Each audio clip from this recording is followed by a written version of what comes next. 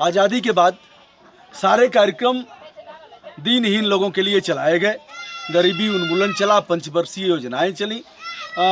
विकलांगजन अधिनियम 1995 बना, जिसमें विकलांगजन के लिए 3% के आरक्षण का प्रावधान किया गया।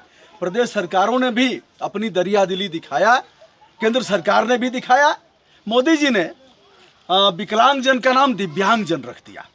हमारे साथ इस समय 3 दिव्यांगजन खड़े हैं। यह तीनों मुस्लिम समाज से आते हैं। यह हसीन साहब हैं जिनकी उम्र 40 वर्ष है। आप अपना नाम बताएं साहब।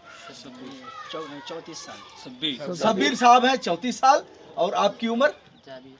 जाबिर हैं, इनकी उम्र 20 साल। यह तीनों सगे भाई हैं और इनके अब्बा का इंतकाल हो गया है। एक धूर खेत नहीं है।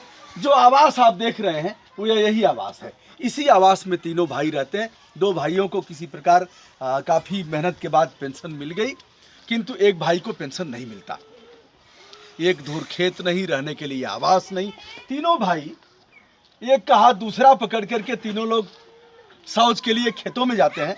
मैं दिखाना चाहूँगा, खेत कहीं खाली नहीं है। इधर यह रास्ता है, चारों तरफ खेत में फसलें लगती हैं। जिधर भी जाते हैं उधर लोग इन्हें कोसते हैं कि यह देखो जा रहे हैं तीनों भाई। लोग डांटते भी हैं, कोसते हैं। यह गांव लोहिया आवास है।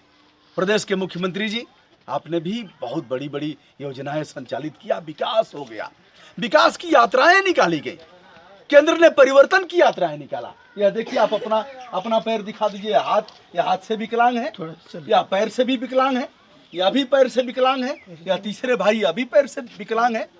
प्रदेश सरकार और केंद्र सरकार ने यदि एक अदद शौचालय नहीं बनवाया इनके लिए, तो विकास हुआ कहाँ? कहीं विकास दिख रहा है? नहीं। ऐसे दिव्यांगजन जो सगे 3 भाई हैं, एक अदद शौचालय नहीं दिए हो और कह रहे हो परिवर्तन हो गया, विकास हो गया और सारे विकलांग दिव्यांग हो गए। 3% का आरक्षण का प्रावधान है इनको।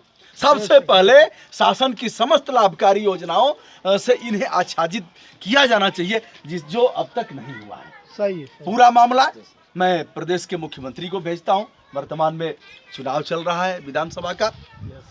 प्रदेश के राज्यपाल को भेजता हूं, देश के प्रधानमंत्री जी को भेजता हूं। यहाँ के विधानसभा के सदस्य जो थे अब दिवंगत हो गए हैं, उनकी पत्नी है किस्मतिया देवी। मर्दा विकास खंड का यह बैदौली गांव है। और यहाँ के सांसद हैं श्री मनोज सिन्हा जी, जो 2 केंद्रीय मंत्रालय वर्तमान में संभाल रहे हैं और बड़ा काम दिव्यांगजन के क्षेत्र में किया है।